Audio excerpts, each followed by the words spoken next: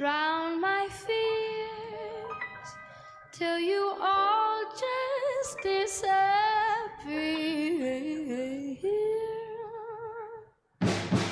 Black hole sun, won't you come and wash away the rain? Black hole sun, won't you come? Won't you come? Black hole sun, won't you come and wash away the rain? Black hole sun, won't you come? Won't you come? Black hole sun, black hole sun, won't you come? Black hole sun, black hole sun, won't you come? Black hole sun, black hole sun, won't you come?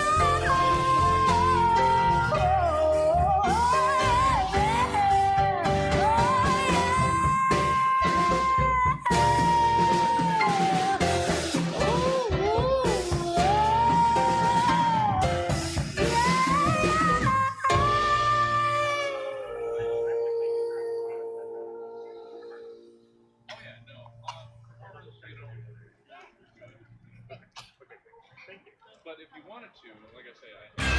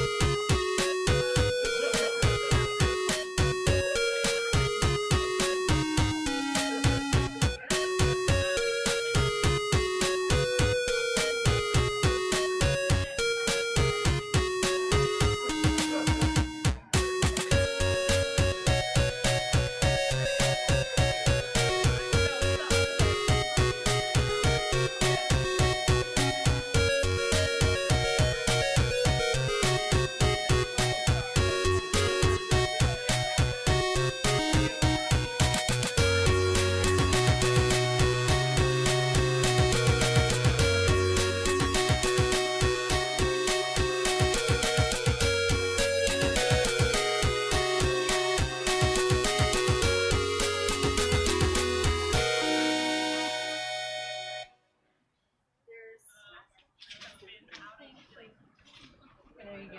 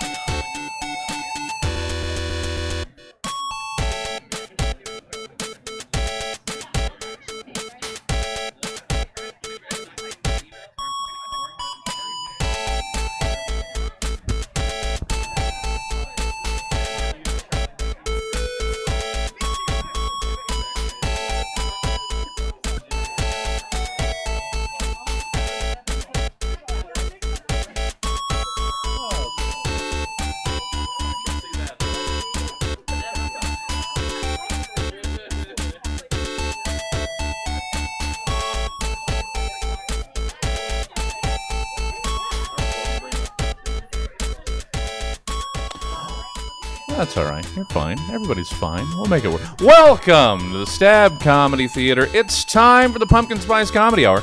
Please welcome to the stage your host, Skip Bacon. Hey.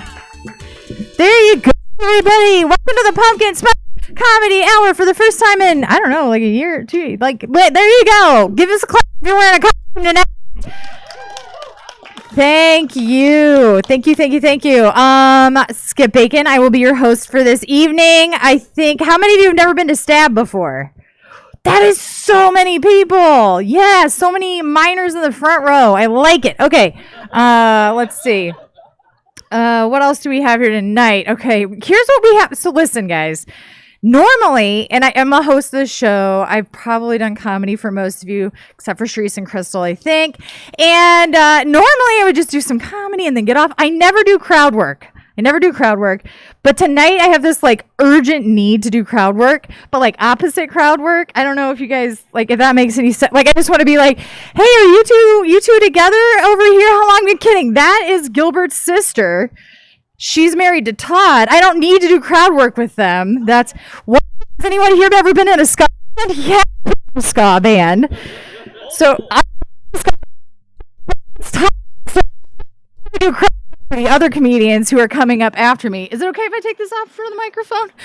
I just need to naturally spit into a microphone. I was gonna say you. I didn't want to interrupt you, but yeah, that's not you're too. good. I don't like it. It's why I have a microphone. Do some. I wish the other comedian. There's Ruby's here now too. In case you missed it, this guy in the white has a Vespa and has been in multiple ska bands. That's Todd right there. So great to have Todd. Who here knows of a ton, just like a ton of knowledge about marine biology? It's Katie right there. That lady in the pink. She knows a ton about it. And if you're thinking, does that have a look on her face like she thinks that what Skip Bacon is doing right now is so easy and she could totally do it? Yeah. She does have that look on her face because she has done this before. Katie has been a host on one of our comedy shows before. She's a very funny lady. Very funny lady. Yeah, she's fantastic. Here, ma'am, what do you do for a living? I'm kidding. She's an author. Her name is... She has this book. No, this is reverse crowd work for me. This is Women in Conversation, the stand-up edition. So you can purchase Laura's book. She can sign it for you. Stand up. Get it, guys? Get it. Oh, you got a Tinder date? I'm kidding. Steve. That is Steve right there. How many of you have lived with Skip Bacon for over 2 years of your life? It's date. I'm just kidding. Magician. He's not local, guys. Like, everyone knows him. It's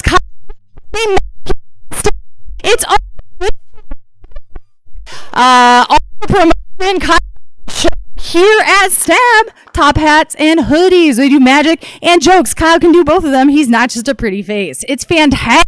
Then if you're thinking, man, this is going so well after the show, how can I possibly, do we have another improv show right after this? We do. Is it featuring a one-time winner of the Sacramento Best New Improver? Yeah, it is. It's Gil Gonzalez right there, everybody.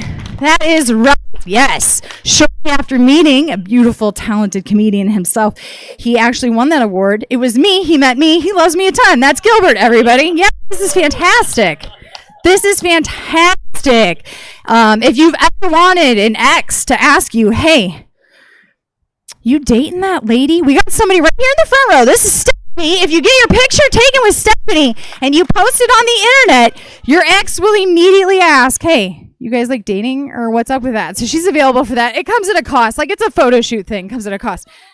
There's a hashtag. I'll explain it to you if you're interested. Interested at all. There we go. There's Cliff in the back. Cliff is available for parties. He plays the accordion, folks. Raise your hand, Cliff. Right there. Local accordion player. And last but not least, our very new friends, Charisse and Crystal. Thank you so much for being here. This is their first time at our show. It's her. Oh, Crystal all telling me where they work and that they're friends. It's their first time here. They didn't know. We'll definitely sing to her later if that's cool with you, Charisse. It's very cool with her. So that is all the crowd work I have. Well, I mean, unless you want to talk to somebody who has written speeches for like a governor. Anyone here ever written speeches for? I'm kidding. It was Patricia. She's right here in the very front. She's not enjoying this part of the show at all because she knew I was going to point at her eventually. So I'm so glad you are all here. Thank you so much for coming out. That thing you did, do you guys remember what you did when I came up on stage? And you were like, Skip again. Do you guys remember the thing you did? How it went? Can you? Yeah, you could keep saying my name. I'm going to bring up other people after me. That's my job today. And when I bring them up, I need you guys to do that same thing you did. And some of you are wearing masks, which means you'll need to laugh even louder. So if you're wearing your mask, just go louder. That doesn't apply to Sacramento's best audience member for comedy shows sitting right here in the front row, Nick Perkins. Okay, everybody?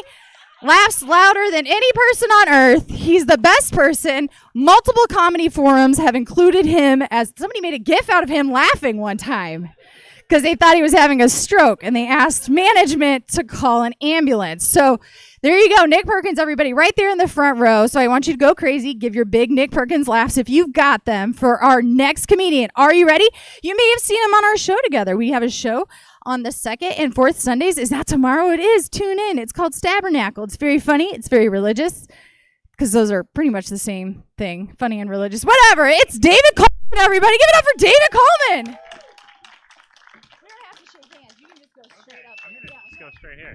Hello, everyone. So I have ADD. So I also do crowd work, but it's not on purpose. ADHD when I'm feeling frisky. I've been curious lately. I've been thinking a lot about how Paul Simon would be in bed. Because when you listen to the song Cecilia, like it starts out very strong. Like making love in the afternoon. That's a good time to make love. With Cecilia up in my bedroom, so he's got a place to live. That's good for stability. I got up to wash my face. Okay, this is the important one. He's been performing cunnilingus. And he's been very, very passionate with it because he's not rinsing out his mouth. He is washing his face. And then it all kind of falls down with it's the next part. When I come back to bed, someone's taken my place, so then somebody else has to come finish. That's not ideal. So with the ADD, which is a lot of the comedy I've done has been about the fact that I have difficulty paying attention. One thing with it is I don't get FOMO. I don't get fear of missing out. I get fear of spacing out because I can attend an event and not experience it. Like I won tickets to see Hamilton. And that was really exciting. I was very excited to see which scenes I would experience in person. And the other downside of that is, like, as a kid, I used to be able to space out and think about all kinds of fun things, like what musical artists are good in bed. And now I'm especially while watching Hamilton, I'm thinking about politics. I'm just thinking, oh yeah, the American Revolution. California should secede from the Union. Because I don't think that California has a healthy relationship with the rest of the United States. I don't think it does. I think that what happened is that California used to be part of Mexico, used to be with Mexico, and then left Mexico to be with the U.S. And the U.S. is still insecure about that because Mexico still lives next door. And so America's over here like, babe, where are you getting all those avocados? It's like, oh, Mexico brought them over. You didn't tell me Mexico has been coming over. Well, I don't tell you every time Mexico comes over. That would be crazy. Plus, they are very helpful with all the farming I have to do. But that's my job. I feel like Mexico's taking my jobs. Honey, there are jobs that Mexico's willing to do that you aren't. And then America tries to pull out their trump card. And it's like, well, I'm just very worried that someday Mexico's going to come over here and try to rape you. Oh, yeah. Then California's like, you should be more worried about Stanford. And as I'm thinking that, the curtain comes down and Act 1 of Hamilton's over.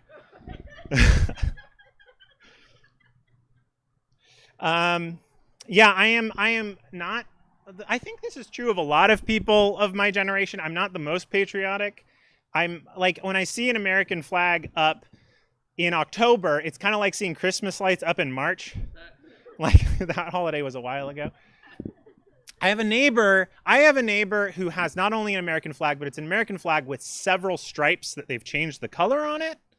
Like, there's a blue stripe, and that's, supporting police officers. I understand that discussion they're trying to have with the flag. The red one is weird to me because I don't know what firefighters have done where they would need to defend firefighters.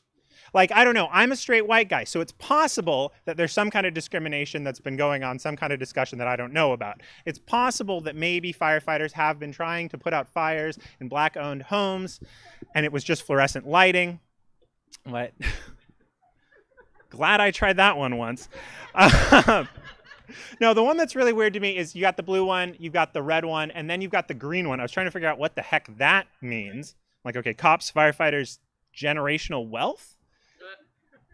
But as some people were trying to tell me it was the military, that's just an American flag. That's just the regular flag.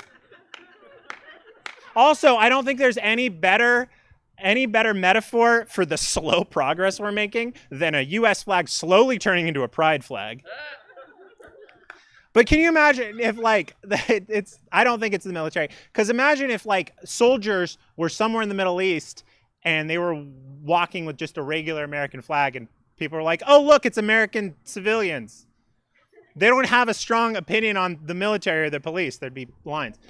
I'm also curious. Also, like, those stripes on the flag meant something. They represented the original 13 colonies. So, like, it's also like, screw Pennsylvania, or Pennsylvania is a police state, depending on how you're looking at it. I wonder if other countries do that. Do they change the lines on their flag? Like, is there some Italian guy who's supporting firefighters and he's flying a French flag? Thank you for bearing with me with that. Okay, so let's talk more about my ADD. So I can solve this at any time. I just have to. We've known for a century how to treat ADHD. You got to give these people stimulants, these crazy people who get up on stage and talk about flags. And you got to give them stimulants. So my options were I could take Adderall. I took Adderall once while I was student teaching. I never became a teacher. I got distracted. But I was student teaching, and I took Adderall once. I cleaned out my whole email. It helped me focus on one task. I deleted 3,000 unread emails. I forgot to teach the class that day. Not a good solution. So I took Ritalin. Now, the thing about Ritalin is it did help me do a variety of tasks. In fact, it was like having Google Maps in the back of my head, where I was like, turn left and then do this task. And that's how you'll be productive and earn money and a living. And it's great. However, the downside of it is the main symptom on the bottle, it says antisocial behavior. And for me, that exhibited as violent hostility. It made me very, very, if I was trying to do something productive and you were not immediately helpful, I wanted to cause you bodily harm. It was very frustrating for me. I cannot take a medication that causes that because I am married and I love my wife very much when I'm not taking Ritalin. And my wife also, she has a very stressful job. She teaches kindergartners through second graders with autism. Yeah. That is a stressful job. I need to be nice to her. So that means she deals with, I think, one of the most frustrating groups of people. Half of them, just no matter how you try to communicate with them, they do not respond. The other half, if there's anything unexpected that happens, they get very angry at you. And both these groups come together and expect my wife to teach their children. And when I was student teaching, I did try to take Ritalin once. I only did it once. I was teaching 7th grade history. I did not have any helpful people in that classroom. There was nobody helping me be productive. So I had in this corner, I've got 2 students who are carrying on a conversation. Over in this corner, I've got somebody listening to music, not with headphones. And directly in front of me, this child, I think about this child at least once a week, was practicing quacking like a duck. Well, I'm trying to teach. So the Google Maps in the back of my head explained to me, in order for this lesson to be completed in the 35 allotted minutes, a minimum of 2 students must die. So I do not teach. I'm a nature guide, which you're able to do if you have ADHD. Yeah, because I'm paid to interrupt people's conversations and point out birds. I've been doing this for free for years. Thank you very much. Have a great night.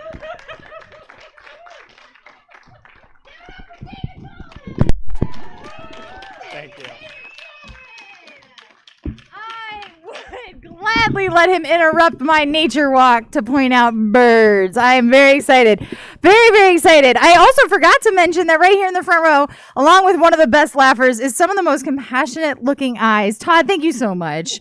I also like how many of you were fans of avocados and clearly didn't know what some flags in other countries look like. That was very telling about which parts of our audience know what the flags look like in both Italy and France. I shouldn't have done that. I'm not one of the people who knows. I wasn't able to laugh at that joke. Give it up one more time for David Coleman, everybody. If you want to hear him and I talk about Deuteronomy, the book, it's a book in the Bible, if you ever heard of it, Deuteronomy, and how it's kind of just a genocide handbook, you can catch us tomorrow together. But in the meantime, if you are ready, I'm just kidding, you're not. She's super funny, so good luck, because she's super funny. This is Emily Peterson She-Hulk version! She-Hulk! Let's keep it going for Skip Bacon. Oh my gosh! So much fun. Just to warn you, I did not write She-Hulk material.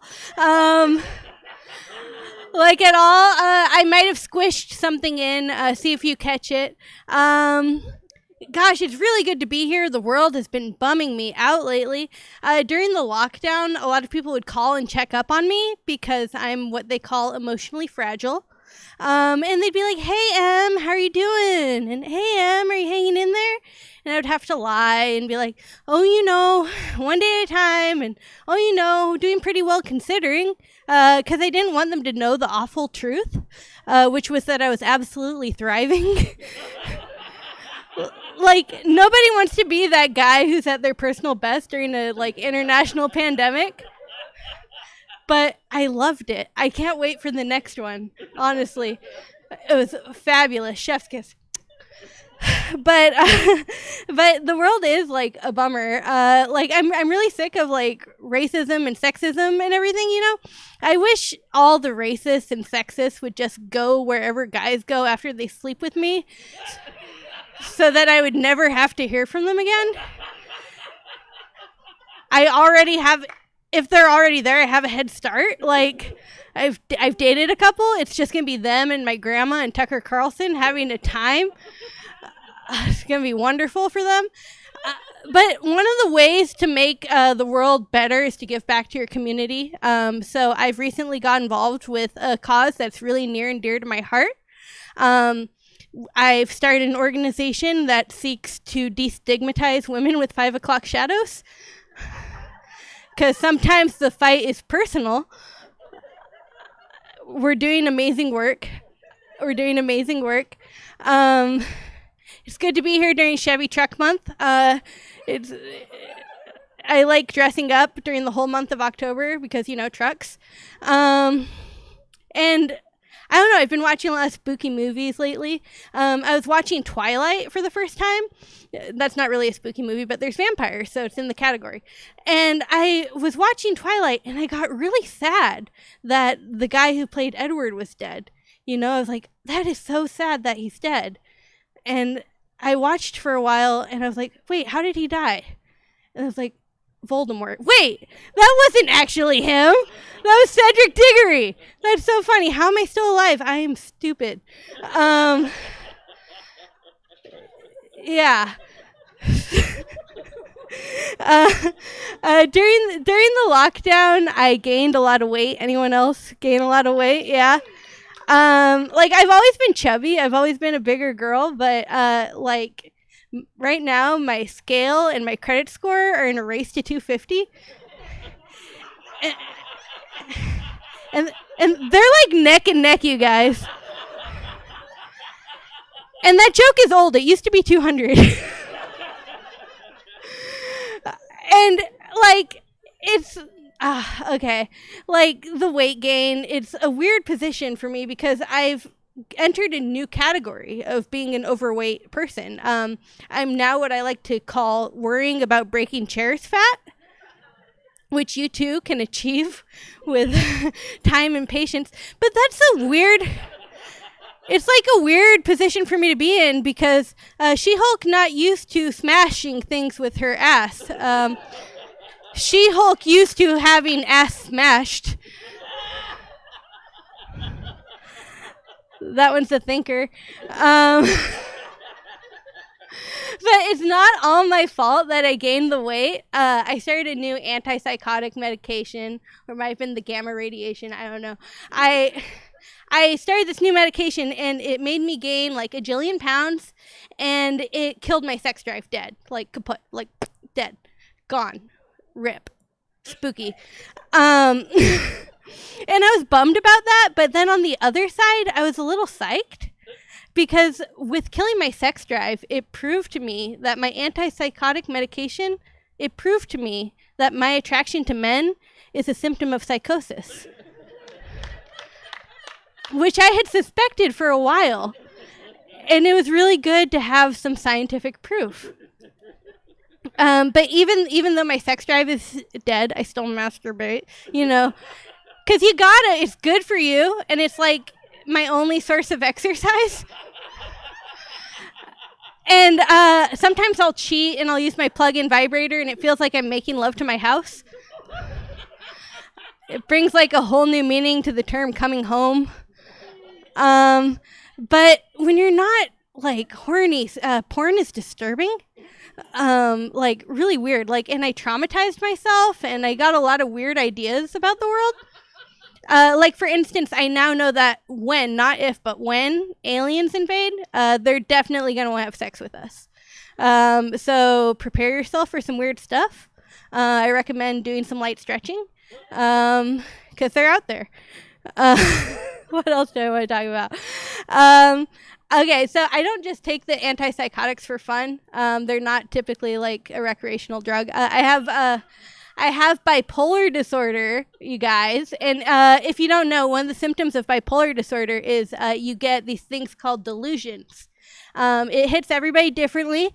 My particular flavor of delusions is I always feel like I'm going to be extremely wealthy, famous, and powerful.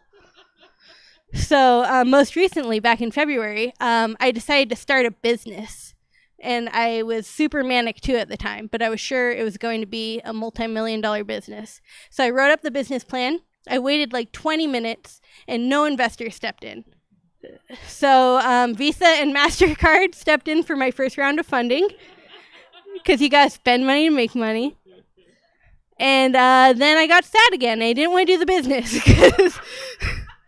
So now I have this fat credit card bill, and not only do I not want to start my business, I don't want to go back to my day job because I did accounting, because I apparently if you fail at everything in your entire adult life, they'll still allow you to be an accountant at some places.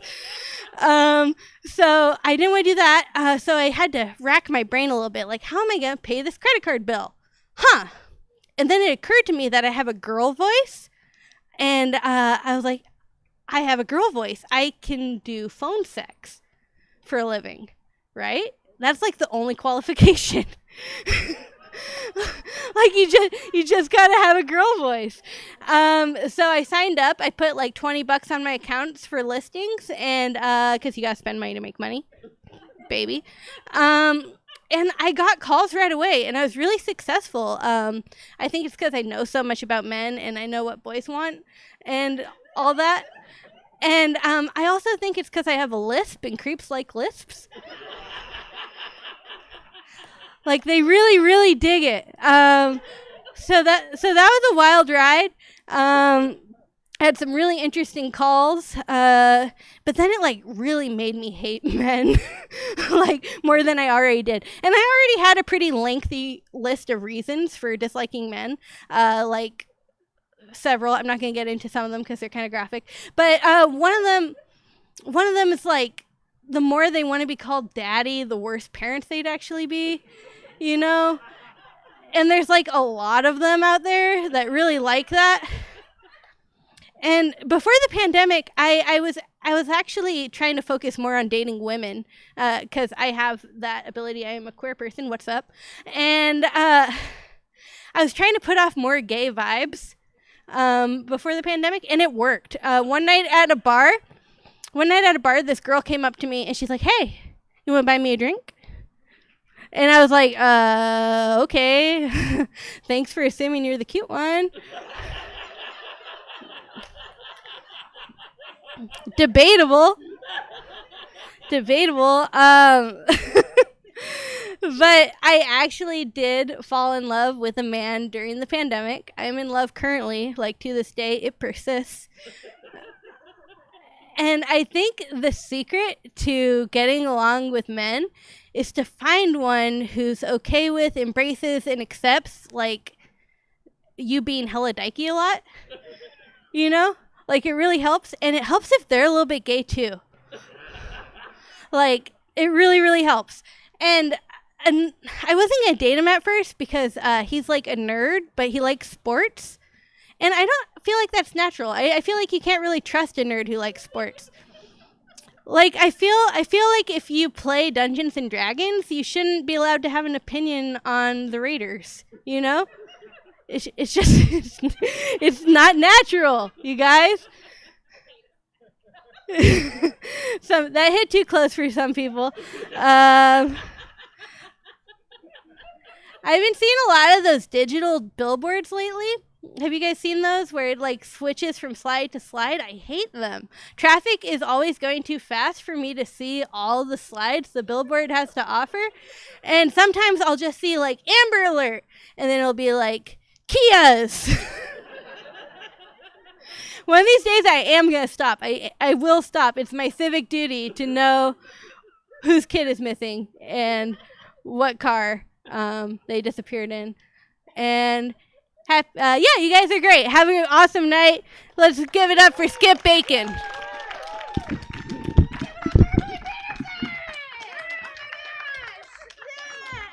Elbows. Oh my gosh, you guys. That is thank you for sharing your girl voice. I hadn't really thought about the prerequisites. There's only one bathroom in case you're all going to the same. Okay. All right. In case you're all going to the same place. And I know it started warming up in here with the laughs, but if you're still a little bit chilly and you didn't pack for the weather, you can get your own Stab hoodie. Show them what they can get, Todd. Look at that hoodie. Bam, bam, bam, bam, bam, bam, bam, bam. Oh, Todd. Yeah. Available after the show. Todd, you can go get a Stab sweater right now if you need it. Thank you so much for that. I also want to thank Emily. Oh, Emily already left. I want to thank Emily because there's a thing. I don't know. Like, I know everybody's like, oh, our bodies changed after the old pandemic. And a lot of us have gained weight and whatnot. And I guess I hadn't really thought that much about it, but like meeting people with my mask on. So this is Skip Bacon, more or less, you know what I look like. You put a little mask on me. I feel like I sound pretty the same. Like, I still sound like pretty Skip Bacon. But lately I've been having to say to people like, oh, hey, I haven't seen you in a while. How's it going? And they're like, yeah, hey, nice to see you. I'm like, oh, hey, it's me. It's me. It's Skip Bacon. And they're like, oh my God, Skip Bacon. I didn't even recognize you. And listen, guys, I hadn't thought about this before the pandemic, but now I'm thinking about it constantly. For those of you who've seen my stand-up, you already know I'm minimally obsessed with nun breasts. That's an unrelated manner. But then I've also I don't know if I should be insulted. Listen, guys, I just thought people had noticed some of my other assets prior to the pandemic.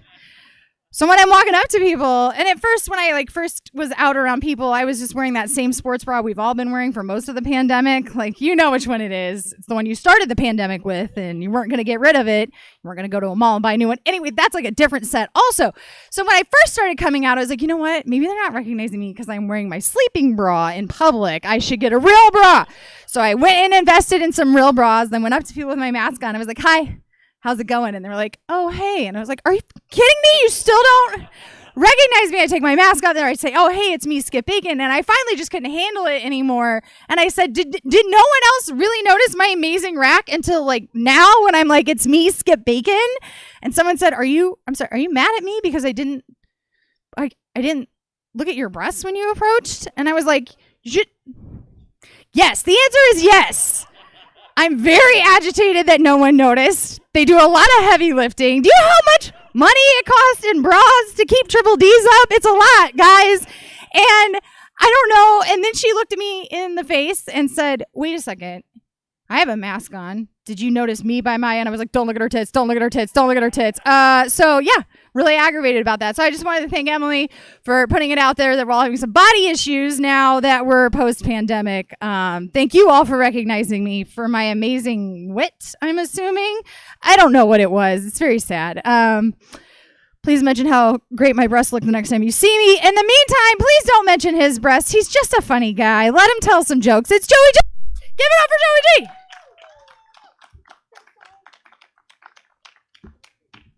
Skip Bacon, everybody. Keep it going for her. You know her. You love her. It's okay if you talk about my breasts. I'm coming to terms with it. I apologize if I seem a little off, man. I've been having kind of a rough week lately, you know? And it's nothing major, you know? It's just everybody likes to make something out of nothing. Like my cardiologist. This guy, man, he comes into the exam room. He's like, Mr. Giuffre, your EKG results are really concerning me. Your heart rate is way too low. Oh, sorry, I didn't realize being super chill was a medical condition. All of the sudden. I guess I could try to have more panic attacks, but I thought I was filling the quota on that pretty well before. I don't know what else you expect of me. But I went home, I started looking it up, man, because I thought, maybe it's not a big deal. Maybe some people just have low heart rates. And some people do. There's actually two groups of people that have lower than average heart rates, and everything is fine. Your first group are your finely tuned athletes. Body's running at peak physical condition, maximum efficiency. You only need 40 beats a minute to get blood through your entire system. The second group are serial killers. That was concerning for me. Because I'm definitely not in that first group. So we'll see how that works out, I guess. Speaking of death, keeping it on a cheery note. I always thought that if you died and you didn't have any identification on you, that they would just call you John Doe. And that would be the end of it. Right? Because that's the standard. Then I found out that in the 70s, some teenager died, and all he had on him were some Grateful Dead concert tickets. So for 40 years, they called this kid the Grateful Doe. Dude, I didn't know they were allowed to just make shit up like that.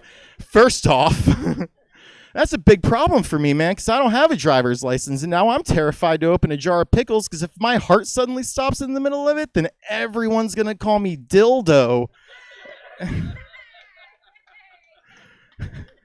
I'm right back in high school again. I already dropped out of that once, man. I don't think they let you do it again. Be there for the long haul. I still don't know how I'll do algebra, man. It's a mess. So I live in a dump. How about you guys? Anyone else live in a crime-ridden shithole? No? All right. Well, I guess for everyone in the audience who has intact windows and running water that isn't brown, I'll give you a peek on how the inside lives, man. The crime rate in my neighborhood is through the roof, dude. It's getting really bad. The home invasions in my neighborhood are getting so bad they happen every single week, and you can't get away from it, man. It's not even a matter of if, but when. And I'm broke. I can't afford a security system. So I just smeared blood all over my walls. And I lay down on my floor and stay real still. So now when people break into my apartment, they suddenly find themselves in a far more serious situation than what they thought they were signing themselves up for. And that works too, man. I had 5 break-in attempts this year. 4 of them called the cops for me. I didn't have to do anything. So monthly fees are for suckers, dude. I have a neighbor who just recently moved there. He's having a hard time, acclimating to the neighborhood because between you and me, man, this guy does not belong there. He's from much nicer places where they don't set dumpsters on fire. Have you heard about this? I didn't know that was a thing, man. I just thought that's where fire came from for like the first 32 years of my life. Just going home. It's fine. But no, he was having a hard time, man, because his wife had just divorced him. She took everything, man, the car, the house, the kids, he's broken. And I'm talking to him about it one night, and he says to me, Joey, I don't think there's anything more physically or emotionally exhausting than crying yourself to sleep every single night. And that made me feel bad, dude. I wanted to help him out, clear his head. So I took him out in the middle of nowhere. It was this big, wide open field, 2:30 in the morning, very clear night. The entire galaxy was just hanging above your head. And it made you feel so small and insignificant, and none of your problems even mattered anymore. And then I pulled a gun on him. Yeah, I threw him a shovel and I forced him to dig his own grave. 3 hours into it, man, he agreed. That was way more physically and emotionally exhausting than just sobbing yourself to sleep like an idiot all night. I am so glad I shot that guy, man. He was a lot to deal with, I love smoking weed. I think that's apparent at this point in the show. One of my favorite places to smoke weed is in my backyard by my hummingbird feeder. Because they were going so fast, Like, I'm going so slow. And if there's one thing I love more than smoking weed, it's juxtaposition. So, kind of a dream scenario for me going on. But smoking weed can really screw your life up. PSA, kids. It happened to me, dude. Like this one time I was in my backyard hanging out by my hummingbird feeder, and I was smoking a joint, and I got too close to the hummingbird feeder, and I got one of the hummingbirds stoned by mistake. Yeah, he's just a regular bird now. I always felt bad about that, man. It really screwed me up for a while, to be honest with you. Still see him out there sometimes. I don't know. I am married. I've been married for 6 years almost, actually. Yeah, thank you. No, we're miserable. You can stop doing that now. But it's true. They say opposites attract, and I think that's very true. I got to marry a scientist. My wife got to marry a guy who runs into screen doors on a pretty regular basis. It's a nice yin-yang thing we have going on there, And I don't even just bump into screen doors, dude. I demolish screen doors. Do you understand what I'm saying? Like off the track, mesh is shredded. Like I'm on the floor screaming. It's a whole ordeal, And I have like a complex or something. I don't even know what it is, because as soon as I bump into a screen door, I hear this voice in the back of my head, and it's like, just keep walking, fight the resistance, kill yourself. Like, sweet. What was the third part you said, man? I didn't get all of that. He's like, don't worry about it. I'll talk to you tonight. Okay, man, you're the boss. You've always been the boss. Anyway, I'm in therapy now, and yeah, thanks, man. I don't like my therapist very much. Like, for a guy who has all these advanced degrees on the inner workings of the human mind, he uses the phrase little bitch a whole lot. I mean, he makes excellent points. It just hurts really bad. So I had a breakthrough with him the other day. I was talking to him. I was like, you know, man, actually, I think one of my biggest problems is that I romanticize all these small interactions I have with people, and I end up tricking myself into thinking that I've actually made friends, when in reality, I just have these minor acquaintances who barely even tolerate me at all. And he said, well, that can be very serious if you don't recognize it and manage it properly. It'll have a real bad effect on your mental health. I said, I love you too, man. I always have. Do you maybe want to go get a hot dog later? Or he did not want to get a hot dog later. That's how that ended. He convinced me it'd be really therapeutic to send him all these pictures of myself crying so that he could analyze them and figure out where I'm holding all this inner aggression towards myself.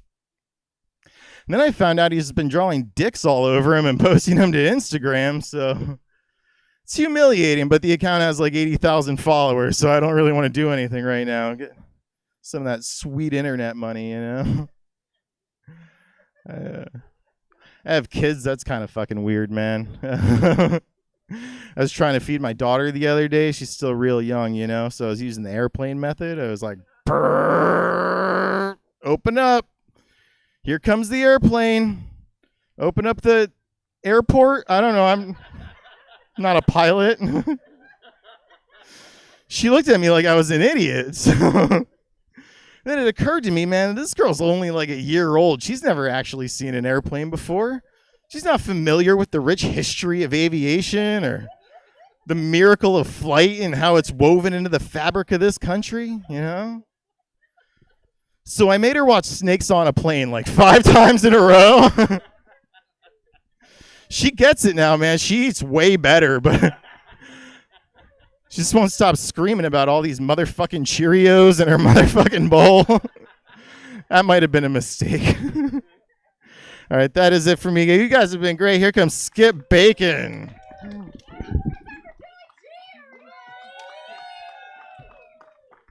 Guys, I love that hummingbird joke, and I will to my death. That's hilarious. Get it, guys? Like, he slows down. He's just a regular fucking bird. Okay, I just can't. I can't get enough of that joke. I absolutely cannot. Listen, guys, hold yourselves together. The last comedian's about to come up, but don't be sad. Keep it together. Other comedians have arrived to do the next show. So if you'd like to upgrade for the next show, just $5, take a potty break, get like 3 more White Claws, come back out, and you will get to watch Scene Kids, which is one of our favorite shows where an actor has memorized a scene.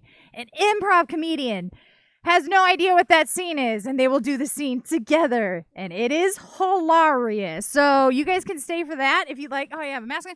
You can stay for that if you'd like. But to help make it a little bit easier on you that the show's about to end, I'm bringing up an extraordinarily funny person. Your guys' eyes are really intense. It's Ruby, so like, don't freak out. You stay calm. It's Ruby, but she's very funny. So keep that intensity. That is it. Her eyes have gotten substantially larger. And then as soon as we're done, before we start the next show, we'll also make sure and do one quick happy birthday song. So make sure you stick around for the happy birthday song.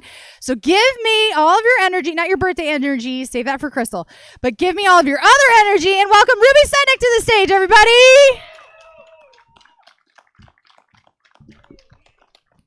I noticed there are children here.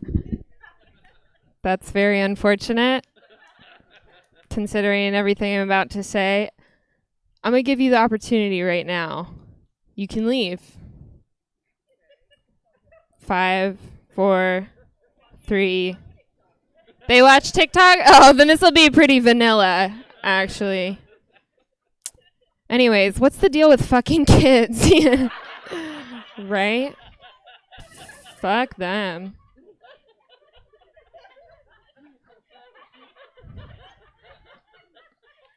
Where do they get off? No, I'm also small, so I get it. Okay, I get it. I feel like when God made me, he was feeling creative. He was like, you know how usually they keep growing after 12? Not this one. Fuck this one. I'm like reverse jailbait. You know, like, because like every guy that's attracted to me is a little bit a pedophile. Right? Like after we sleep together, the guys, I'm like, surprise, bitch, I'm 22. He's like, ew, you're old as shit. Dinosaur. I don't know. I do work with kids. The kid that I babysit for recently said to me, you're pretty small for a grown-up. I said, you're pretty confident for a bedwetter. He said, you're pretty aggressive for a babysitter. I said, you're pretty talkative for a baby. He said, you're pretty funny for a woman. I said, you're adopted. 'Cause he was. Loser. I don't know. Do you guys ever have a nightmare and it's like the worst nightmare you've ever had and you're sweating and you're terrified and you're alone, but then you wake up and you're like, oh my God, thank God, I'm not a mom.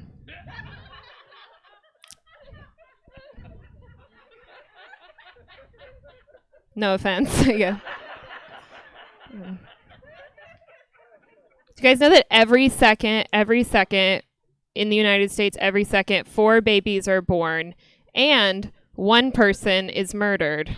It's interesting, right? Because every second, 5 lives are ruined. No offense, I guess. This is it's pre-written. I don't know. They're whispering about me. Oh. Like fucking elementary school all over again. I just want to come to the sleepover, okay? Please. Shit. I just feel like, okay, personally, I could never have a kid because I have issues with regular commitment. Like, I have issues with the commitment of having a boyfriend. You know, like, if I had a kid, it would be the same way. You know, the kid would be like, I love you, mommy. I'd be like, I like you. I want to see where this is going. You moved in the moment we met. Other people would be like, oh, is this your kid? I'd be like, I don't want to label it. You know, I don't know. Sorry, guys, I'm a little bit off. I right before the show, I actually bumped into the guy that I lost my virginity to. Yeah, isn't that embarrassing? Totally random. I just bumped into him after following him for hours. I remember when I lost my virginity, I don't know, I like after movies would have you think you're gonna like look different in some like mysterious way, you know, like your mom's gonna like know somehow, you know. She's like, what's changed? You're like, I don't know, I got a haircut, but it's because you've been fucking, you know. But I remember when I lost my virginity, I was looking in the mirror afterwards and I was like, nothing is different. Like nothing's really, I mean, I guess besides the cum all over my face, yep, and there are kids here, so just hoping it'll go right over their heads. Didn't go over my head, right? Went right on the face. Do you guys get it? I don't know. I am a feminist. I don't know. People are always like, not all men, you know, whenever you make a generalization, they're like, not all men are bad, not all men are sexist. And yeah, I guess like if we're splitting hairs, like some men are dead.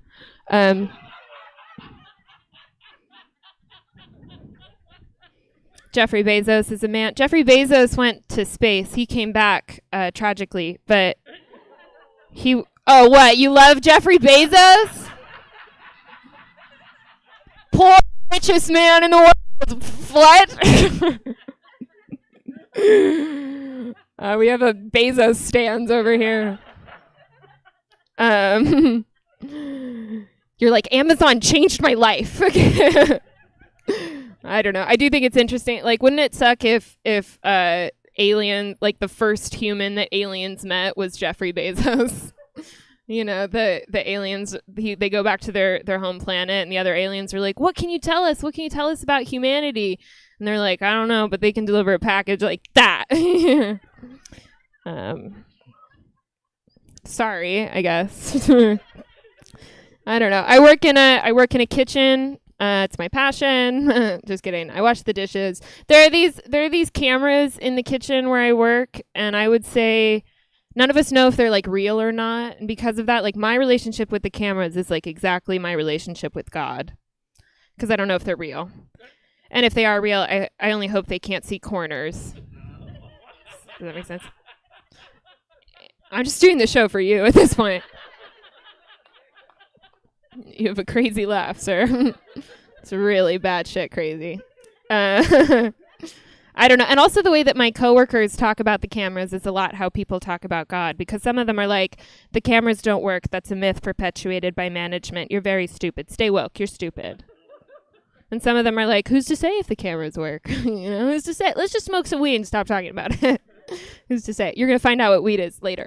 And some of them are like, the cameras definitely work. I believe in the cameras. My father believes in the cameras. My grandfather believes in the cameras. And also the cameras know if you're gay. So, sorry I pointed right at you. That's just where I point for that joke. It's where gay people sit. I do have a boyfriend. He's one of the good ones. He's dead. No, he's alive.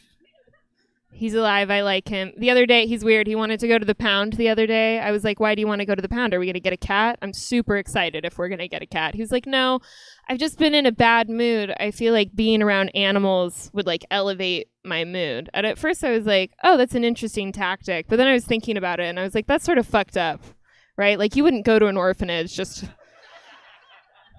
like be around some kids. Yeah. Kids are like, are you going to take us home? You're like, no, I'm just feeling kind of down. Juggle. Do you juggle? It's mean to kids, and that's rude and bad. Go kids. I've just stopped talking about it. Sorry. I'm sorry. I don't know. I like my boyfriend. I'm a child of divorce. He knows that about me. And because of that, he's like extra careful with me. But I would say like a little too careful, you know, like the other day we were cooking and I was like, he was like, oh man, the eggs keep separating from the butter. Oh, and it's not your fault. So my dad said that to me when my parents got a divorce. And at the time I was like, oh, thank God. But then I was thinking about it and I was like, that's kind of weird, especially because the reason that my parents got a divorce is because my dad was cheating on my mom. Like, how could that have been my fault? Yeah. My dad was like, what do you want for Christmas? And I was like, oh, for you to fuck Cheryl from work. That's Cheryl who laughed really loud in the back. You're not my real mom. I don't know. I have anxiety, which worries me. And I don't know, like, I was telling my mom, I was like, I think I have anxiety. She's like, oh, you've always had anxiety. I've always known that you've had anxiety. And I was like, that and I'm gay? She's like, no, you're not gay. I was like, oh, I'm sorry. I just got caught up in the moment. She's like, you've always had anxiety. I was like, well, how'd you know? She was like, well, you wrote a eulogy for the goldfish. I was like, that's not weird. I was like learning how to mourn, you know, like processing emotions. She was like, no, you wrote it before it died. Like, you're super freaky always. I don't know. I don't know who, if you guys could just leave for the next part. I mean, okay, so wait, I'm sorry. Just one question. You have TikTok? Yes, they have TikTok? They're not supposed to have okay, so you do have TikTok and you break rules. Okay, I don't know. Okay, I'm just gonna I don't know who I am during sex. Like, sex is too intimate for me, right? I work a lot of retail. I wish that I could behave during sex the way that I behave during retail transactions. Because Because I'd just be like, okay, sir, go ahead and insert it. Maybe try sliding it. Okay, let me do it. And at the end, he just pays me cash and apologizes. That'd be nice. I also wish that I could behave the way that I behave during sex at my retail job, because I'd be like, I can't come today. I'd just point to stuff. I'd be like, do you like that? What about that? Oh, that you can't afford that. That's a metaphor for anal. Although, if I'm being honest, $20. Do you like that? That's a dumb question during sex, because you can't be like, yes, it's weird, it's like medical. But you can't be like, no, because that's like the truth. I don't know. That's a bad question. But I would say like my least favorite question during sex is, where do you want me to come? Because first of all, I don't. And second of all, like I've never had an opinion about that. Like I didn't stay awake as a little kid, like... I didn't stay awake as a little kid, like, where will I live? Who will I marry? Shit, where's he gonna come? You know, like, it's a dumb question. Plus, you can't answer it honestly. You can't be like, into a napkin, far, far away. Where do you want me to come? You know what? On your own face, okay? This is the weirdest time I've ever had. Thank you so much. I'm Ruby Sedek.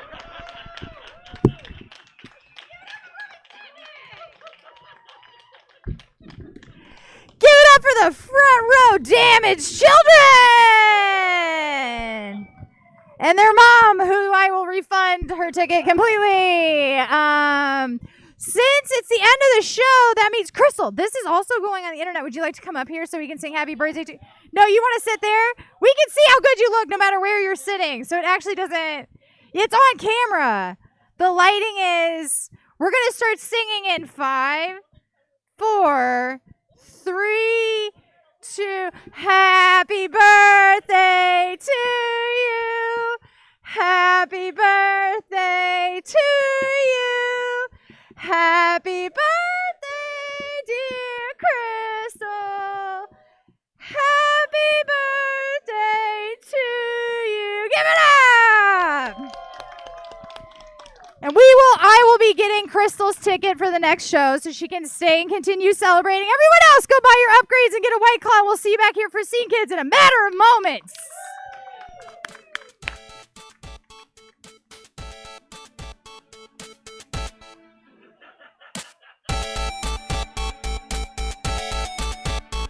Yeah, oh, well, that is a lot louder than I was expecting. Thanks for sticking around, everybody, or at least being here for the first show.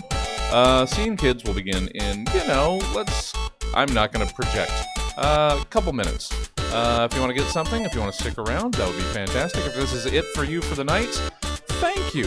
Thanks for joining us. Check us out. We do stuff online, streaming 7 days a week, or we're live in person Thursdays through Sundays. Check us out and, find your new favorite thing.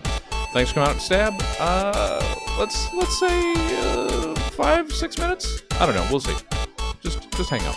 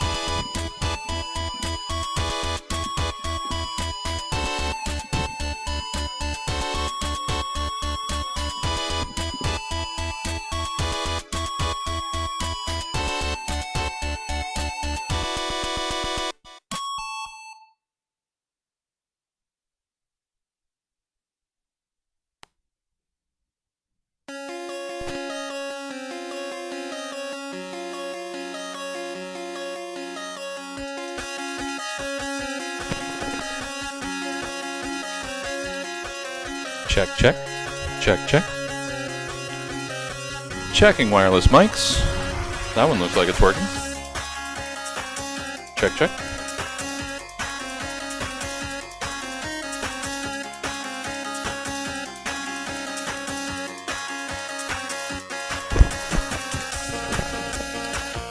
Check 6.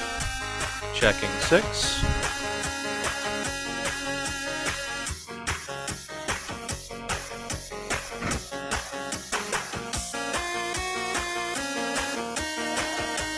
Check 4. Check, check, check.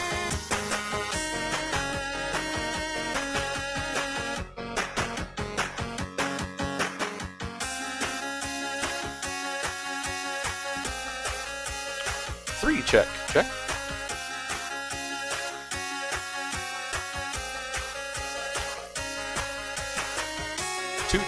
Two, mic 2, check.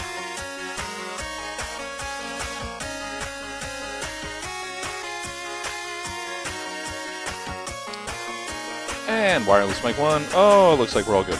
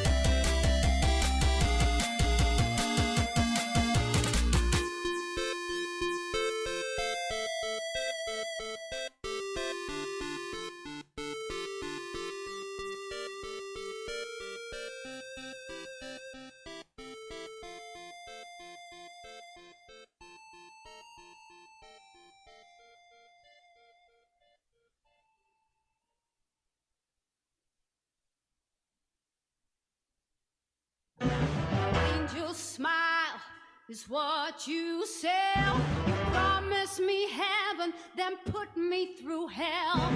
Chains of love got a hold on me. When passion's a prison, you can't break free. Oh, you're a loaded gun, yeah.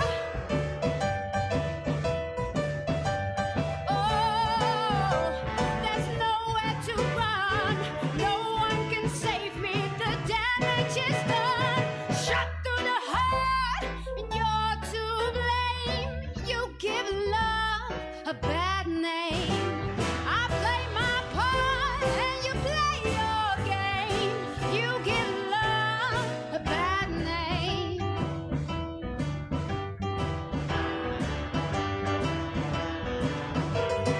Paint your smile on your lips with blood red nails on your fingertips. A schoolboy's dream, you act so shy. Your first kiss, oh, it was your first goodbye. Oh, you're a loaded gun, yeah. Oh, there's nowhere to run. No one can save me. The damage is done. Shot through the heart, and you're to blame. You give love a bad name. I play my part, and you play your game. You give love a bad name. You give love.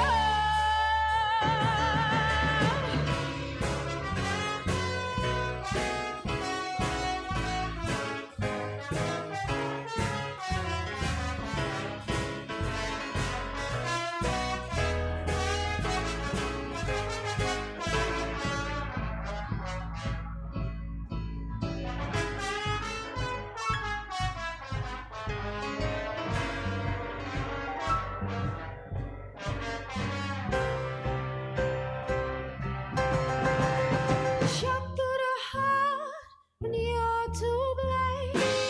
You give love a bad name. I play my part, and you play your game. You give love a bad name. All right, everybody that's still here for the show, you might want to turn and face this direction and sit down if you got a seat, because here we go. Welcome back to Stab Comedy Theater. It's time for Scene Kids. Please welcome your host, Michelle Petro. Hello, Stab Comedy Theater under the stars. How are we feeling tonight? Great. I'm freaking out, actually. I'm very scared. I walked past what I'm certain was a ghost. So I'm really shook. But if you can empathize with me, that will be good tonight, because the theme is, spooky. It's Halloween. I'm wondering how many people here have never been to Scene Kids. Raising everyone. So everyone that's joining us on the internet, everybody politely raised their hand. It was beautiful. I love it. Yeah, if it's your first time, I love it. We all want to try not to breathe as much as possible. I get that. Raising hands is safe. I love that. Thank you. Welcome at home, the internet too. We are streaming on Twitch and YouTube anytime we do Stab Under the Stars. So if you can't make it out in person, you can also catch us online. Be fun to watch. So Scene Kids is set up kind of like a mystery. I have actors memorize a scene. It can be from anything, like a TV show or a play, a song even. And then I pair them with an improviser that has no idea what's going on. And their only job is to support what their scene partner's saying and make up stuff that works with it. It's a pretty fun time. So you're in for a treat. I'm going to bring the first scene on. Feel free, when they're performing, to see if you can guess what the scene is from, because I'll ask you after. and you can like feel cool about knowing later. So let's give a big round of applause to Gilbert Gonzalez and Jesse Gould because they're our first scenes.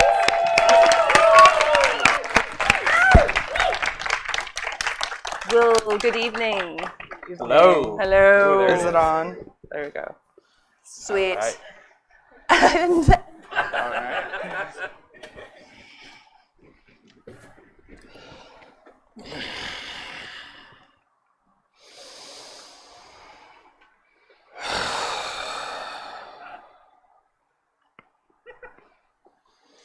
Well, thief, You saw me? You were awake? I smell you, feel your air, I hear your breath. Come on. Take what you want, there's plenty and to spare. Okay. Can I have that watch you're wearing? Do you now? Okay, just the necklace.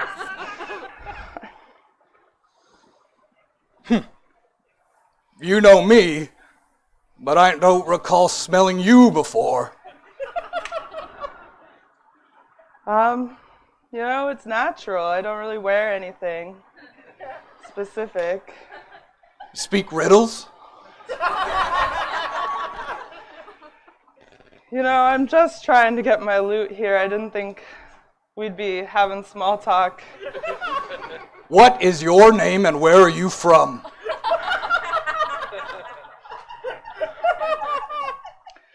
My name's Curtis, and I'm from the village down the road. Lovely titles. Curtis of the village down the road. More riddles? What is your name? I told you. I'm Curtis, from the town down the road. I don't know what more you want. My dad's name was Tim. My mom's name was Cynthia. Barrel rider, huh? Then I have guessed your riddle. You are one of those miserable, tub-thumping lakemen. We haven't been called that in a really long time, and that's pretty derogatory. You and your village shall pay dearly for this intrusion. You told me that I could have the stuff. You just, you got me excited. You got me confused with the name game, and now I can't have this stuff. Then what is your purpose here? Just to steal your stuff. Revenge? If that gets me out of here, yes. I'm so mad at you. So angry.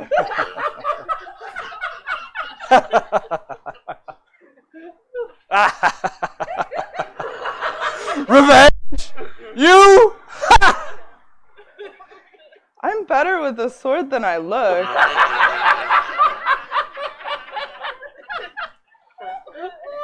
I am Smog.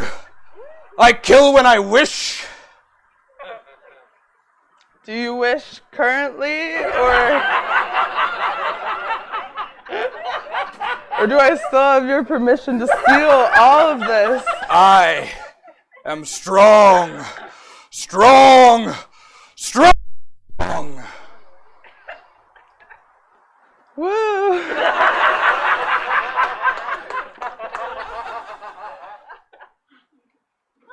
My armor is like tenfold shield.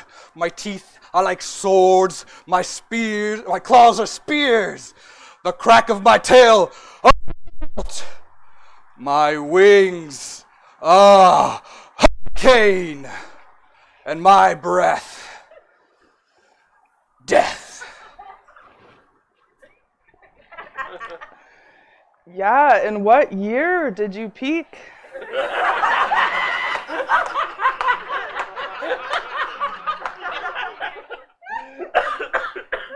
Well, where are your riddles now?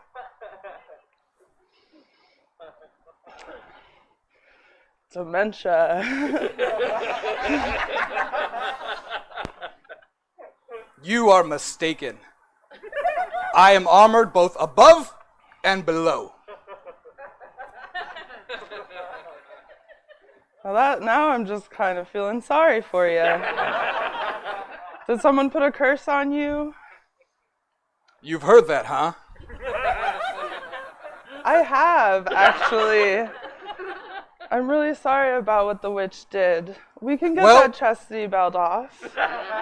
I will show you. Behold, rare and wonderful, huh? Very rare. Very wonderful. Huh? What's that? More riddles? I'm just trying to get out of here with my life at this point. Burglar? Yeah. Burglar! But yes, like I'm starting to feel bad that I'm stealing from you, but you gave me permission. Thief! Fire! Burglar! Yeah. And see.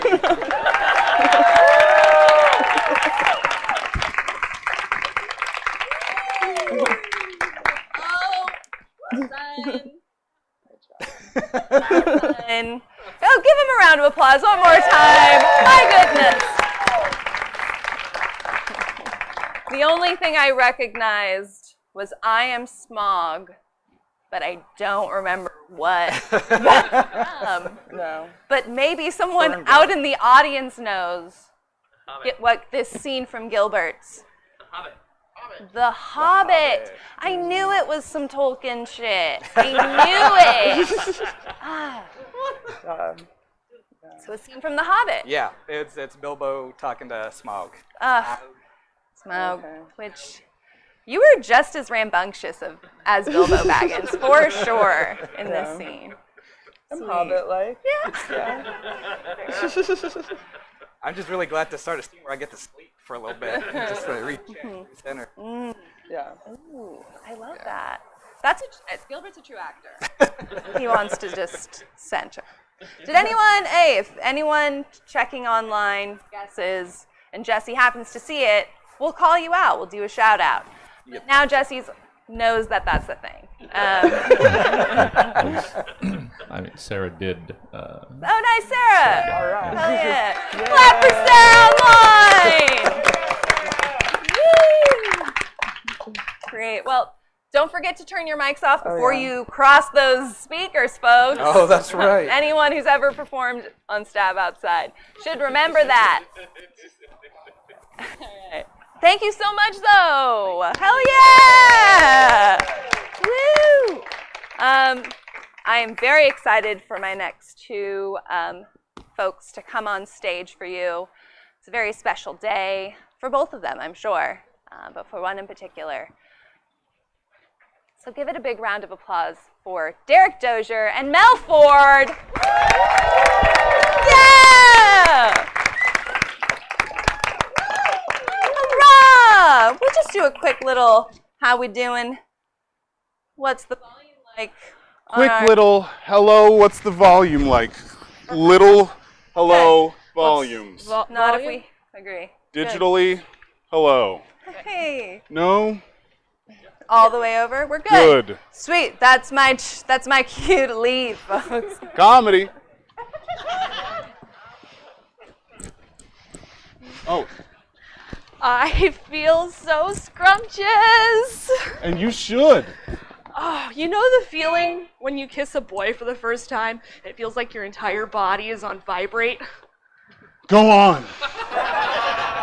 It's that good. Fuck yeah. Go on. MoveOn.org, Dee Dee. It's over. Life's too short to be moping around about some white trash pig roast. Yeah, Dee Dee. Dee Dee's a shit follow on Instagram. Like all those like social justice bullshits. Right, and I tell it like it is. Besides, you should be happy for me. I am having the best day since, like, Jesus invented the calendar. I am happy for you. Look, you look cute as fuck. Just pose. I got an itch. Just pose a little, yeah. Whatever.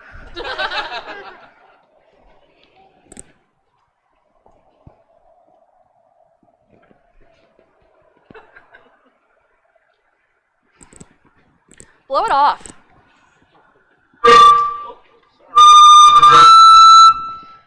I'll blow it off a little gentler.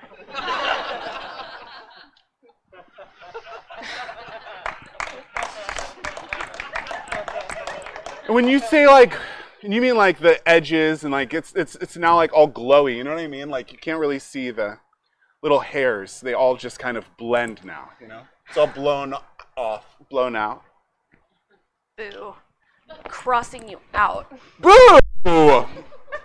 No post. Let's do something else. I am a god. I like this game.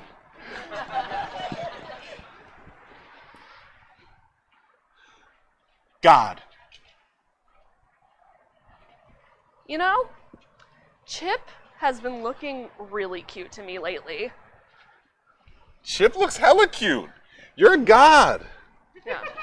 So, okay, so tell me, Yeah. is he packing some like serious pubic inches? Like, what's the story down there? I mean, it's like thick and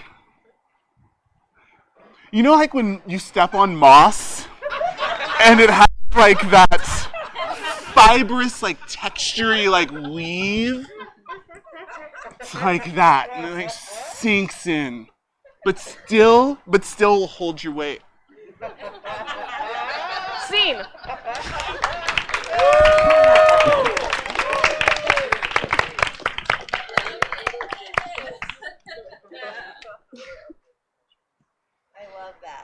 Oh, short but sweet to me. I love the scenes that make you want more. I don't know. We were just getting to the good part in my mind. Well, thank you so much, Mel and Derek, for doing Scene Kids tonight. Yeah, we love support. We love supportive friends and audience members. Truly. Does anyone know what this is? Oh, yes, in the front. Pen 15? No. I thought that's I'm a with good guess. you. In the back. Jennifer Oh, Body. Diablo Cody! You Diablo Cody motherfucker, you. It's like, it's definitely spooky enough talking about pubic hair, but like, it makes sense that it's from Jennifer's Body. Because that is a legit scary movie. It's a really good movie. Watch that movie. Sweet. Well, thank you so much. Thank Let's you. give them one more big round of applause as they head off stage. For the matching purple. Yes, we love a good Oh, good. Don't See, cross this the is why I stream. mentioned this. So we could work together. My notes of the list aren't coming up. And I should know who's next. Sweet, I do, because they're waving at me from the back. I'm showing you behind the scene of the Scene Kids tonight, folks. You're in for a treat. Think warm thoughts as we head into the third of our 6th scene. We're halfway there, folks. We've got Jacob Saldano and Dylan Fox. Give them a big round of applause. Ow! All right, we'll take it away, gentlemen.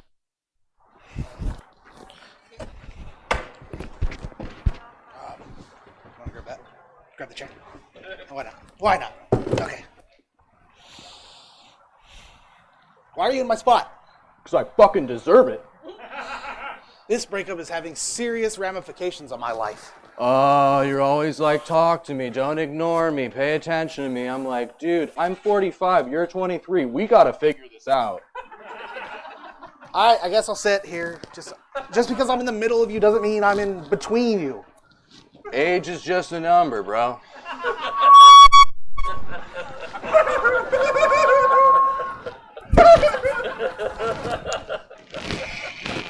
They're not divorced. They're going through a trial separation. What? Because you said get mutual help.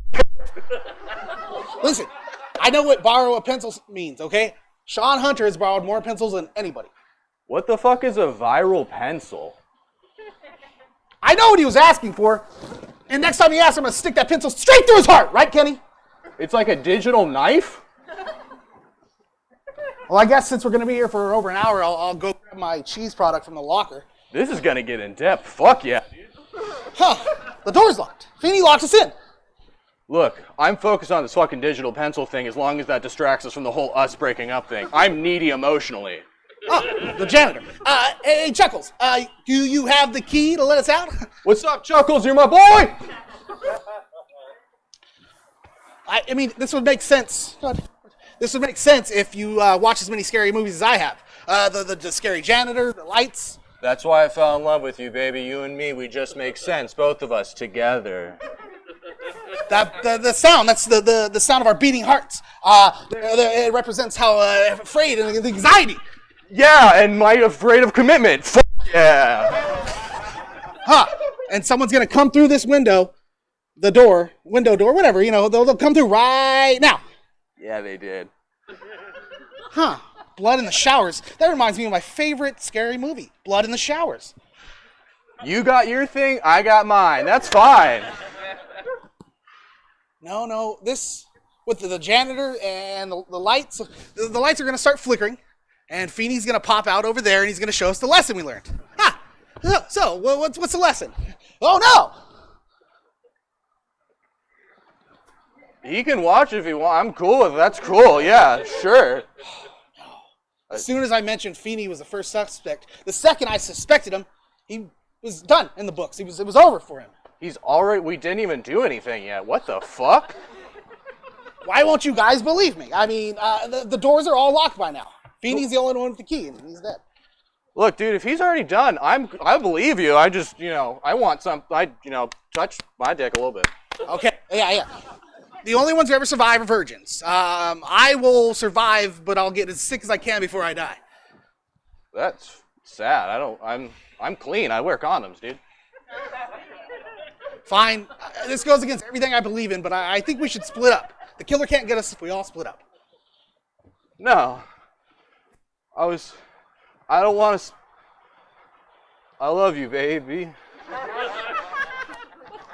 I'm starting to think that this is the killer. Nothing's gonna kill this relationship as long as we communicate. Scene.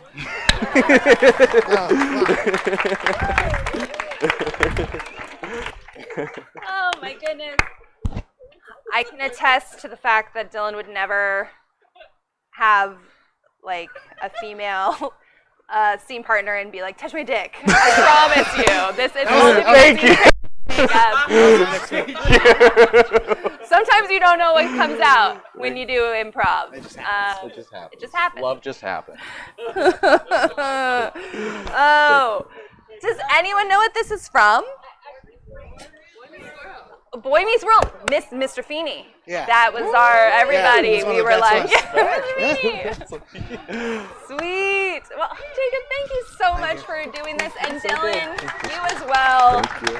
Yeah, give them a big round of applause. You guys, don't forget to turn. Yes. Hell yeah.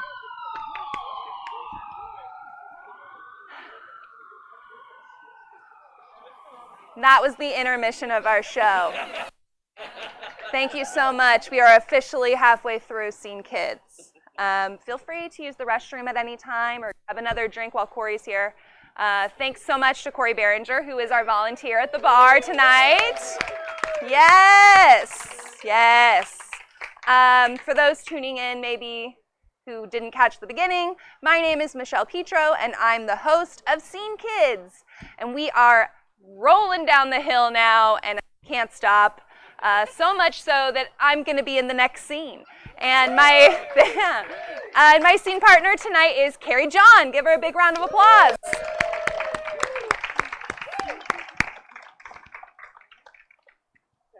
Testing. Hear me You okay? sound great. You sound great. Fantastic. All right. Okay. The sun. Il me perce comme un poignard. Yeah, it's like so bright. Like it's like high noon right now. You know, I don't have a shadow. Oui.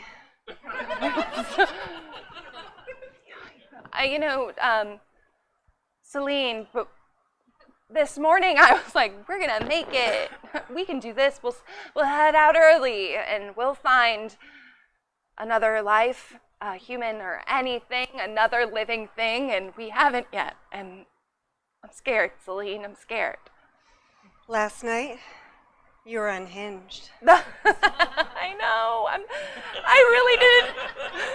I didn't want you to see me like that so early on after the disaster. You know, I was hoping I could stuff it down for the first month at least. But I'm a water sign, so I just feel things. You were like some desperate howling demon. Yeah, I was. I didn't know I could make those sounds. You frightened me. I'm so sorry. Do it again. I mean, the sound. Okay.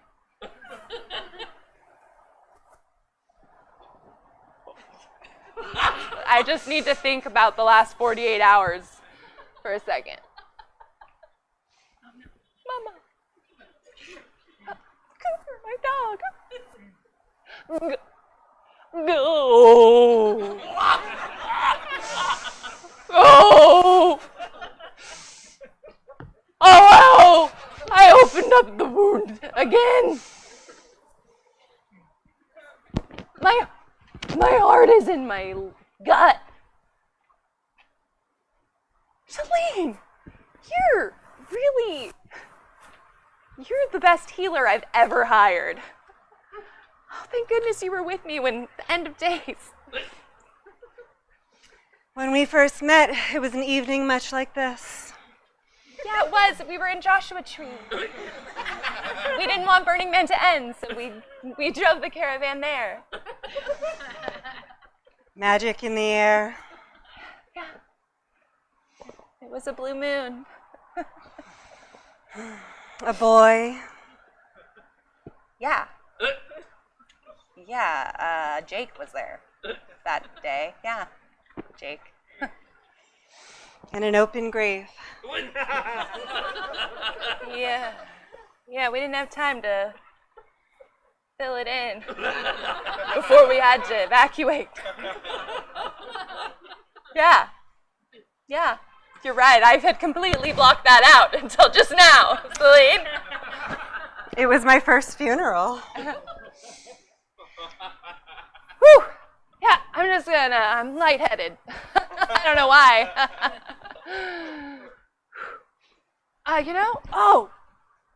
I've got this stick. I'm just gonna write help in the sand.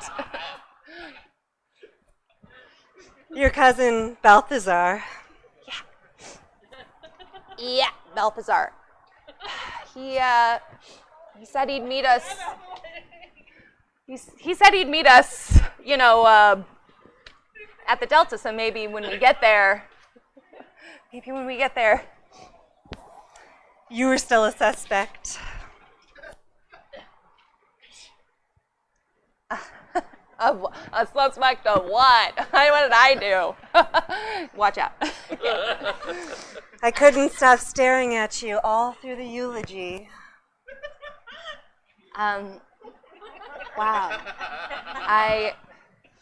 Usually people give the grieving party some privacy. He was my cousin. My other cousin died. We were basically siblings. Your hair. It's great, I know. People tell me every day, and sometimes I'm like, am I my hair? Am I all I am? my hair, and it's, it's not all the time, but every once in a while. Only when you look at me like that do I think about it. Your mustache.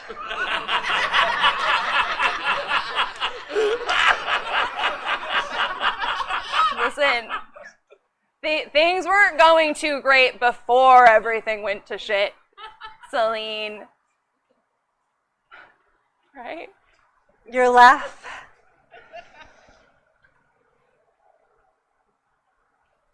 Yeah, my laugh sounds like a donkey. Whatever. I was like, what? You're bringing up every insecurity right now?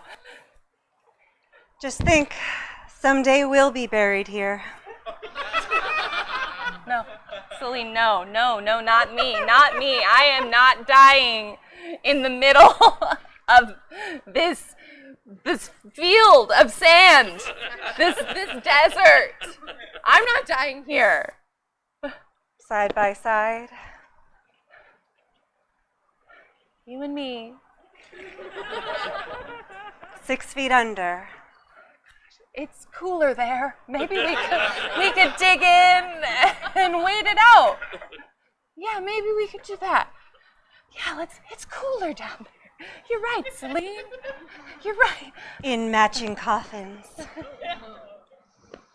Yeah, I mean, it is weird that we're wearing the exact same jumpsuit at the party when shit went sideways, and we haven't had time to change. So we're still wearing the same jumpsuit. Yeah. Our lifeless bodies rotting together for all eternity. I know you. This reverse psychology stuff's working on me. It really is, Celine. It really is. I think we're gonna make it. We're gonna freaking, we're gonna succeed in the post-apocalypse. Mon sauvage. End scene.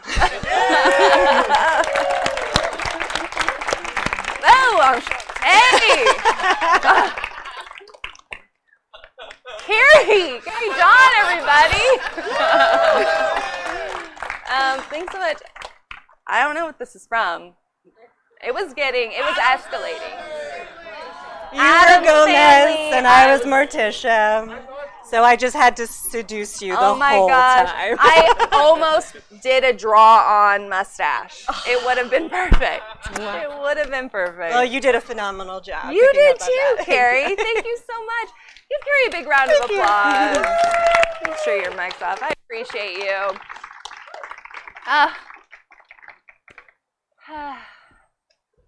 Thanks so much, everyone. So glad we've gotten some cover for folks that need it. We do have hoodies in the lobby, if you're interested. We're going to move it right along to the fourth.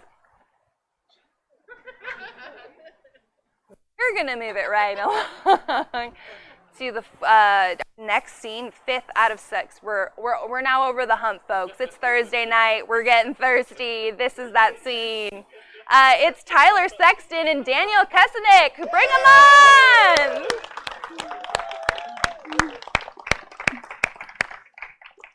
Evening, folks. Hello. Hello. Evening. Just chill your arm and other way. Try the other way. Evening. Try the other. Hey, that's it. The light's on. Yeah. Sweet. Okay. Cool. Sweet. On and off. We're here. All right. Well, have fun on the stage. Okay. I'm gonna let you. I'm gonna share it now. Bye, Peach. What if I told you you could change your life in 7 easy steps? I'd say bullshit. 7? Are you kidding me? I mean, I can't even. There's significantly more than 7 things that I need to do to improve where I am now. But go for it. I think a lot about the guy watching this video right now. His name is Brian, and he's suffering from addiction to marijuana. Oh, suffering from addiction to marijuana, my ass. Okay, go on, video guy. Go ahead. And he eats a 7-Eleven. But now he can access zone theory and change his whole life. I do eat at 7-Eleven, but that, and I can access zone theory, but it don't mean I will.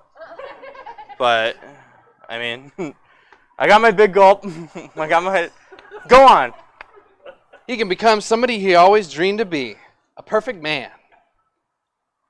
I don't know, is big gulp really the one thing holding me back?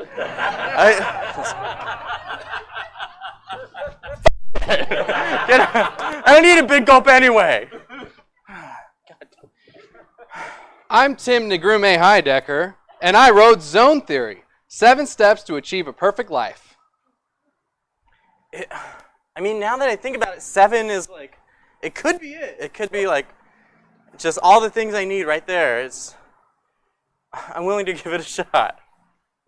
We cracked the code. We spent over 15 years of hard research making Zone Theory a system that can work for you. Me? I got my doubts, but go on, guy. Now we can access the ability to translate the power within the zone system and achieve alignment with the zone system so that the alignments of the zone system are congruent with zone theory, which is just 7 steps. Okay, is this guy talking zone theory? I think I might be dialed in. I don't know, it's just, it could really go either way with zone theory, but I don't know, I already threw my big gulp, so why not? Align your zones and become Plane 8 certified. See, this is where I have a problem with the zone theory thing. It's 7 steps, but Plane 8. There's a step missing at some point, and okay, go ahead. A lot of people watching this are at zone plane, let's say, 2. That's just the beginning. Fuck. Damn, this is just the beginning. I don't even know how much more I can change. I've already gave up the big gulp. I quit my job in advance. What more is there? Zone theory is for everyone. Men, women, children. Yeah. Find a couple male friends. Do some adult horseplay.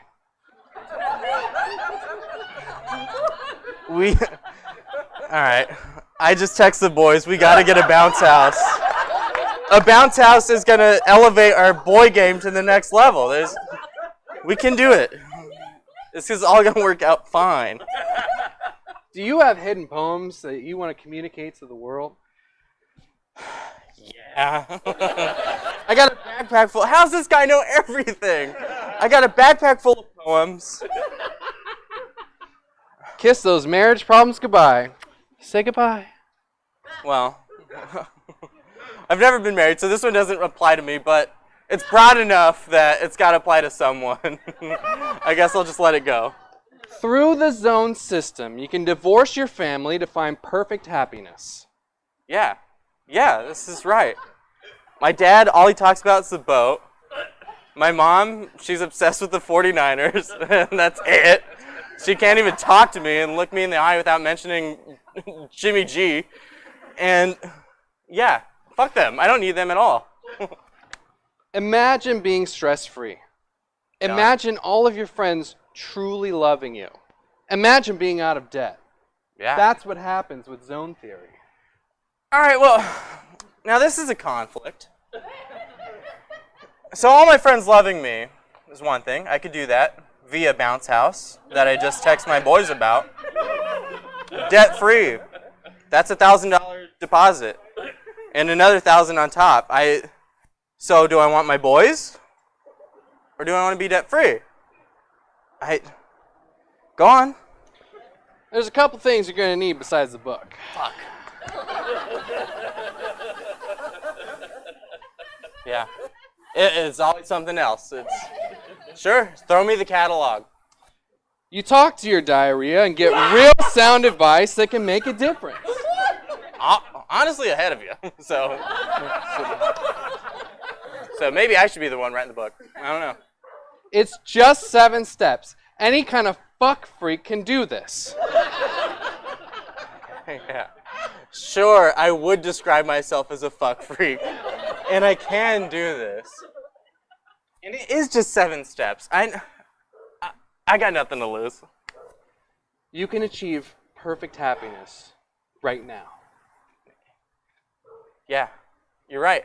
I've got the bounce house on Saturday. I just ate Carl's Jr., so diarrhea is on the way for sure.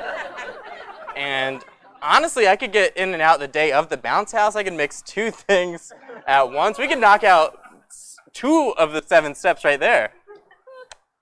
That's zone theory. All right. I'm on board.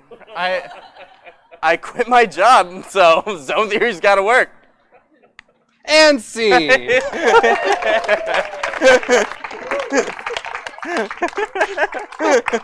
job, dude.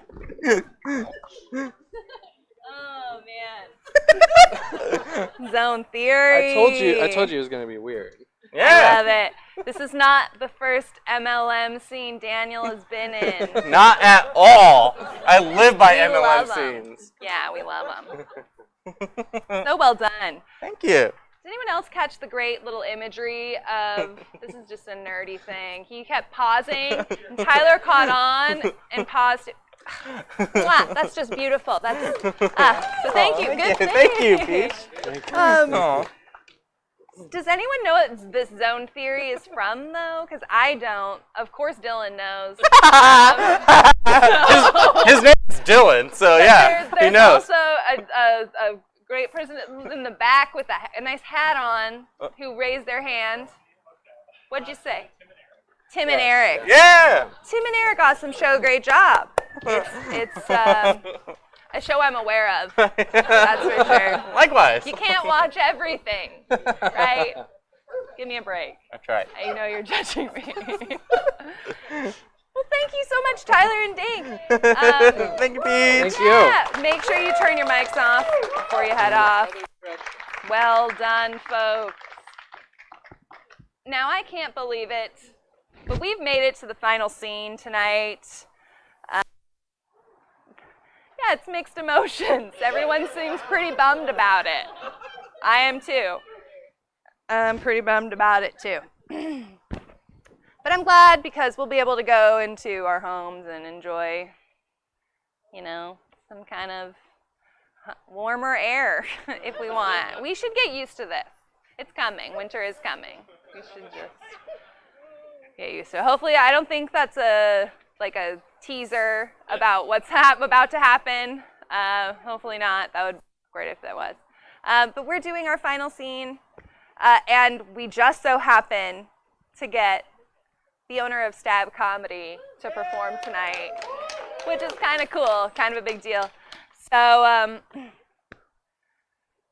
when they're ready. Oh, perfect. Well, then please give the last round of applause for our actors tonight. So it should be the biggest round of applause for, well, hang on. Let me get their names out. I love it, though. I just, without an introduction. Wesley Allen and Jesse Jones. Let's get them out here. Yeah. Welcome back, Wesley. This is Wesley's second time on the stage tonight. Be gentle. Yes. And Jesse is a beast. So I'm excited to see what happens. I'll take that. No pressure. Here we go. You good? We're good? Yes. All yes. right, good. Just checking. I can't help myself. Okay. I get it. Sorry. Always tinkering. Jesse. All right, take it away. We can't go through that door. We don't want to let it out. Well, I mean, we came in here, so that's an extra exit. We can just head back. We can just double back. It's fine. I've never seen one like it before. Neither has Mother. Yeah. Your mom's seen some shit. I think it's dead. You okay? I mean, I'm gonna take it. I thought it was just sleep. You don't just fucking spring that. Hold on. Look at those suckers. No wonder it couldn't get it off him. That's a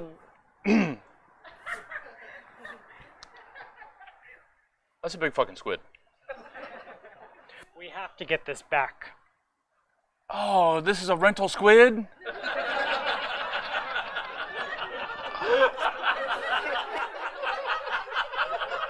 We've never had a specimen like it before. Well, you're not gonna get one, you're not gonna get your deposit back.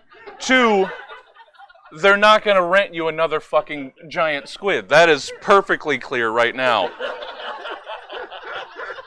And even not even squids, whatever other aquatic abominations you had a plan of renting, that is out. There are so many tests to run. Fuck. All right, man. I mean, I thought I was working on a live squid, dead squid. It's just the same. They just wiggle less, so it'll be fine. Could we like test a live test first? Fail bit. I'm sorry. I'm trying to bring some levity. This was a majestic creature that is now. It's a lot of fucking calamari, is what. Dallas, we have to get this back. They're not gonna want it back. This is like an Amazon situation. They're not. You don't have to bring it. They'll tell you, don't send it back, because they don't want it back. It's not a zombie.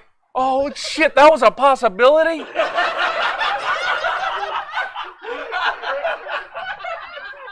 Fucking zombie giant squid. Everything that you unfurl just gets worse and worse. Then it is made. Put it in the stasis tube. All right. And scene. He's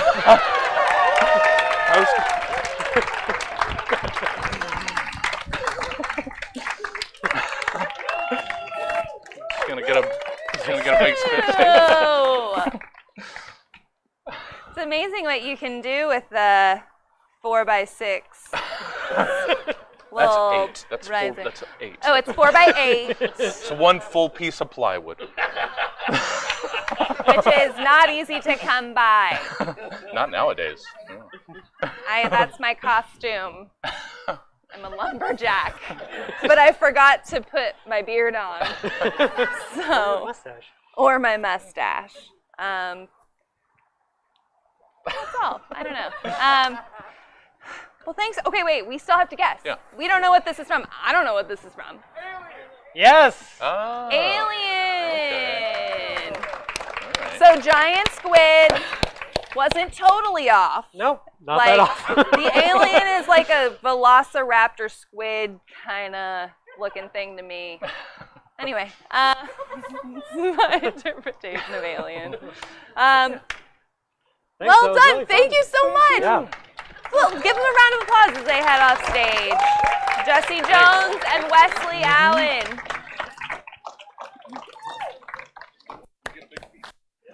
Well, that's our show, folks. I want to thank each and every one of you that came out tonight to see maybe the Pumpkin Spice Comedy Hour, and you stayed for Scene Kids. I appreciate that. Thank you so much. A huge thank you and shout out to my actors and improvisers tonight. They are an amazing group of performers and people. They're sweet people. And to Jesse Jones and Stab Comedy for hosting us. We perform the second Saturday of every month at 9 p.m. So you can come back on, hold your applause till the end. November 13th is our next show. So if you like the number 13, you should come to that weekend to see Scene Kids again. I hope you have a lovely night. Stay safe out there, and we'll see you again.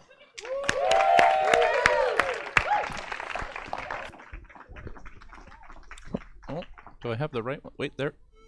There it is. Thank you all for coming out. Oh, thank you so much. One more time for everybody in Scene Kids. I would rattle them all off, but that's a lot of names.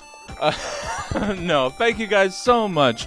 No, I'm gonna. Michelle, Gilbert, Jess, Mel, Derek, Jared, Dylan, Carrie, Tyler, Daniel, and Wesley. Thank you guys so much. Oh, it doesn't matter. You cut it out. You cut it out. Thank you guys for coming out. That's it for us tonight. Yeah, we do stuff live in person nowadays, Thursday through Sunday. Check out the calendar, stabcomedytheater.com. And then we're also streaming 7 days a week. So you can check that. If you can't make it out some weekend, you can catch it at home. So check that out. Thank you guys. Now here's the weird, awkward part where I stop addressing the live audience and start addressing the online audience. Thanks, guys. Thanks for tuning in. Let's see where we can send you. Who's doing stuff right now? Oh man, I don't know if we ever get to send anybody to Annoyance. Are they still? Oh, hold on. Let's see if I can send you guys to Annoyance Theater over in Chicago. One sec. Let's see. Annoyance? Can we send you to Annoyance? That'd be cool.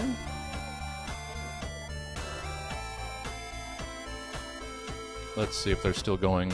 I don't want to send you to some. Oh, looks like they're going. All right, hold on, everybody. Annoyance Theater, Chicago, coming up. See you guys tomorrow for Stabernacle. And, oh shit, it's the debut of The Arena. It's our new cage match show. That's at 8 o'clock. You know what? Check us out. See you guys tomorrow. Hold on for the raid.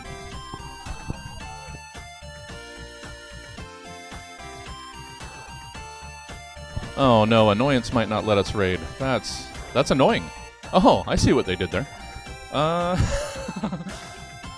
Then you know what? Of course, I just saw you shivering over there.